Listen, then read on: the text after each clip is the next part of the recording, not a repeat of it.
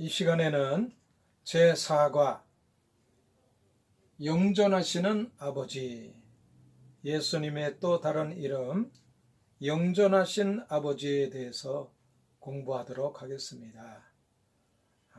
올해 여름 성경학교 주제 성구를 우리 다 같이 한번 외워볼까요? 이사야서 9장 6절 말씀이죠. 다 같이 시작.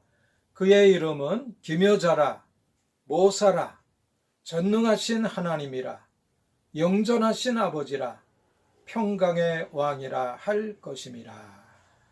오늘은 네 번째로 예수님의 또 다른 이름 영존하시는 아버지에 대해서 공부하도록 하겠습니다. 예수님의 이름이 무엇라고요? 영존하시는 아버지. 영존하시는 아버지라는 뜻이 무엇일까요?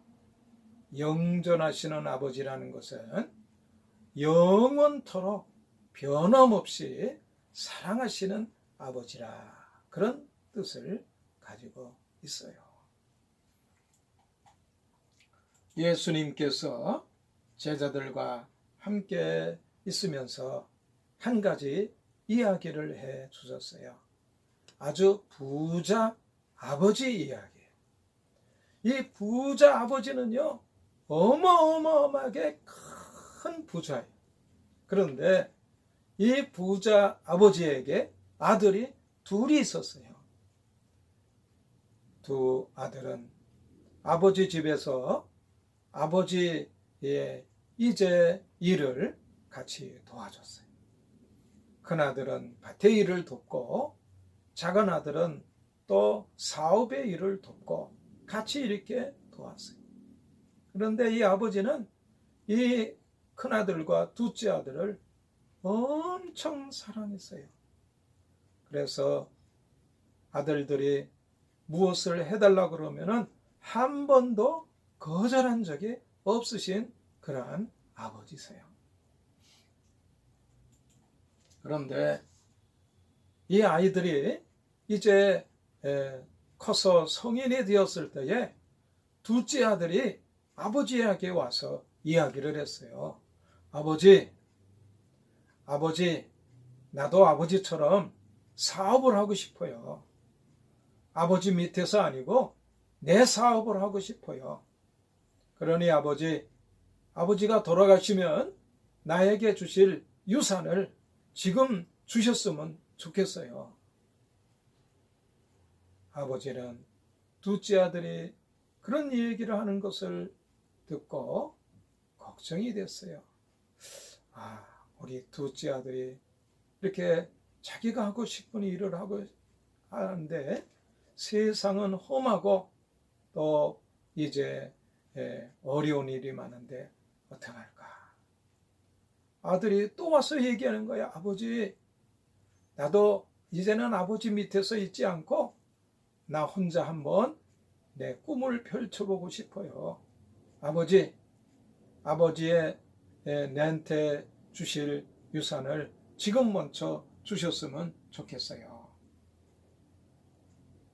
이 아버지는 아들들의 이야기를 한 번도 거절한 적이 없어요. 그래서 아버지는 아들이 와서 이제 아버지의 재산을 상속받을 것을 물려달라고 하는 그 얘기를 거절할 수가 없어서 사랑하는 그러한 마음이 많이 있었기 때문에 둘째 아들의 상속받을 그 재산을 물려주었어요.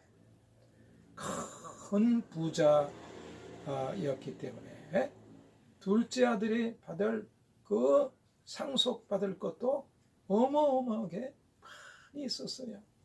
집도 있었고 밭도 있었고 또 가게도 있었고. 그런데 이 둘째 아들은 아버지한테 그것을 물려받자마자 다 팔아가지고 돈으로 만들어서 먼 아버지가 간섭하지 않을 먼 곳으로 가서 거기서 정착해서 살게 되었어요.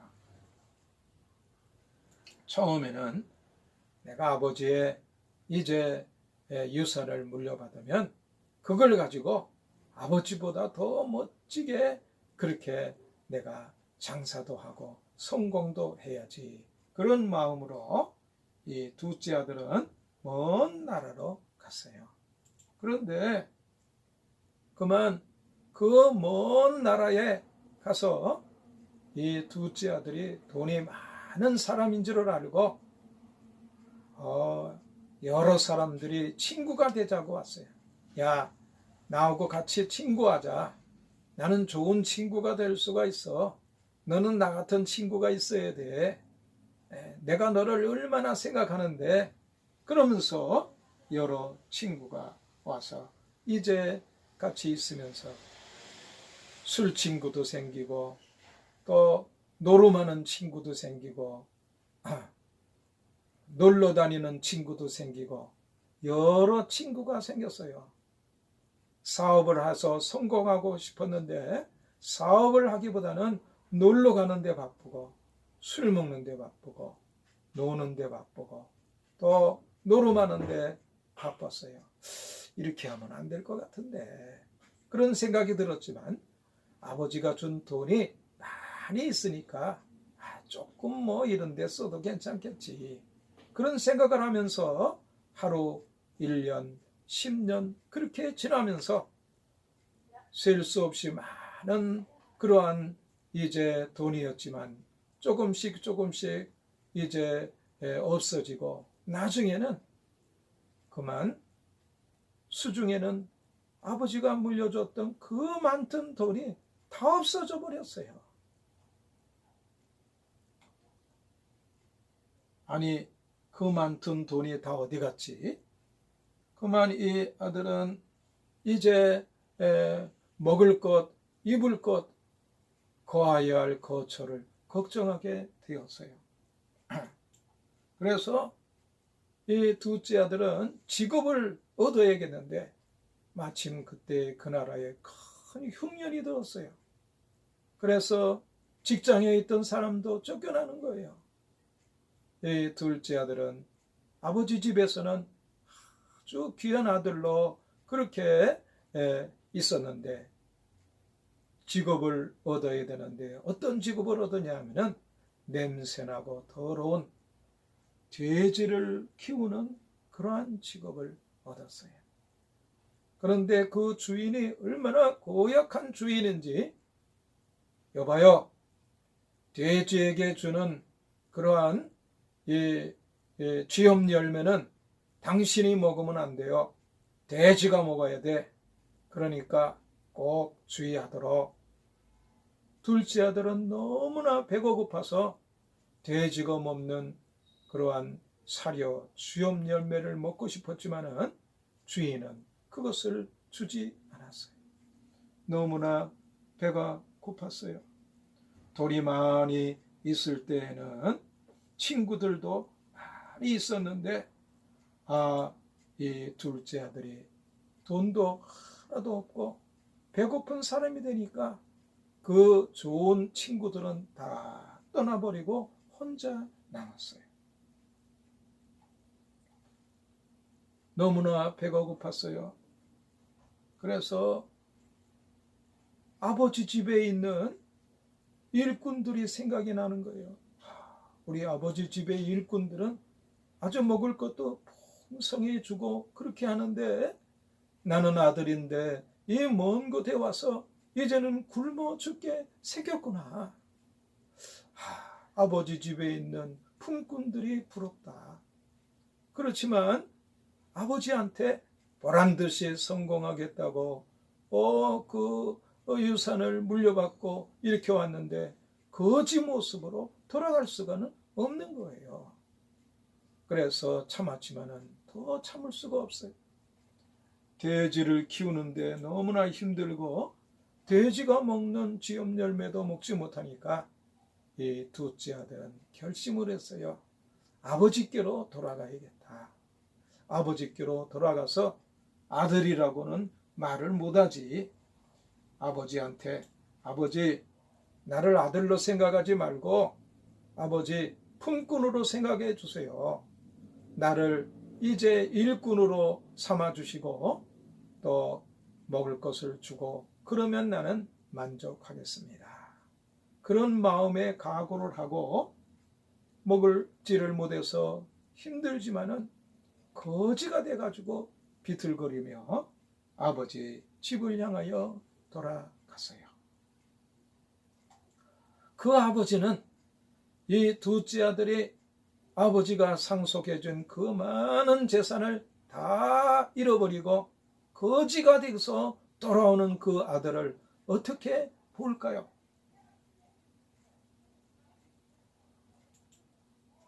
성경 말씀에 보니까 둘째 아들은 너무나 힘이 없어서 비틀거리면서 거지가 모습으로 아버지 집을 향하여 가는데 아들보다도 아버지가 먼저 그 아들을 알아보고 아들에게로 달려왔어요.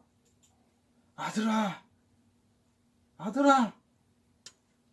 아버지 집에서 이러한 이제 것에 오고 있는 아들을 아버지는 알아보고 달려와서 얼싸안았어요. 아들아, 반갑다. 아버지 죄송해요. 아버지 면목이 없어요. 아버지보다도 더 이제 수완 있게 장사를 해서 성공한다고 그렇게 제가 했었는데 아버지 아들로 생각하지 마시고 품꾼의 한 사람으로 생각해 주세요. 그렇게 얘기했지만 아버지는 이 아들을 위해서 잔치를 했어요. 거지 옷을 다 벗기고 이제 손에는 가락지를 끼고 발에는 신을 신기고 큰 잔치를 했어요. 집에 있는 사람들이 아버지의 것을 다 잊어버린 저 둘째 아들이 왔는데 잔치를 하십니까 주인? 그때 아버지가 그 집에 있는 사람들에게 말합니다. 내 아들은 잃어버렸었는데 다시 찾았습니다. 내 아들은 죽었었는데 다시 살아 돌아왔습니다. 그러니까 내가 잔치를 해야지요.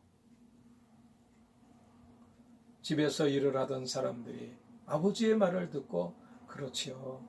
잃어버렸다가 찾았다면 또 죽었다가 다시 살아 돌아왔다면 잔치를 해야지요. 그러면서 같이 기뻐하고 잔치에 참여하였다고 합니다. 우리 예수님은 이 아버지처럼 변함없이 우리를 사랑하시고 우리를 받아주시는 그러한 아버지 같은 분이세요. 우리 예수님의 영전하시는 아버지의 모습은 십자가 위에서 우리에게 보여주었어요.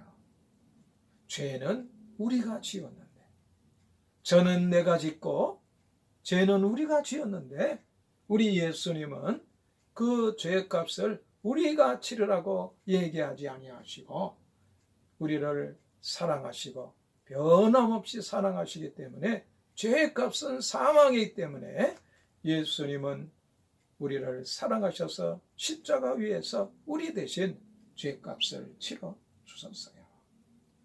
그러니까 예수님의 이름이 영전하시는 아버지라는 그러한 이름이 꼭 맞는 것이죠. 예수님의 변함없는 사랑을 여러분 마음으로 믿으시기를 바랍니다.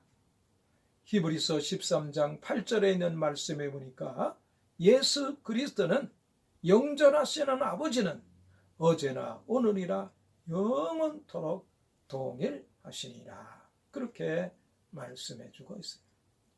우리가 때로 이 세상에 살면서 오늘이나 내일이 아니지만 그만 이 둘째 아들처럼 아버지의 뜻을 거역하고 그만 아버지의 그 귀한 재물을 창기와 함께 다 먹어버린 이 둘째 아들을 아버지는 변함없이 사랑하고 다시 집으로 돌아왔을 때에 그 아들을 가락지를 끼우고 신을 신기고 잔치를 하였던 것처럼 우리 예수님은 어제나 오늘이라 영원토록 동일하신 그러한 예수님이세요.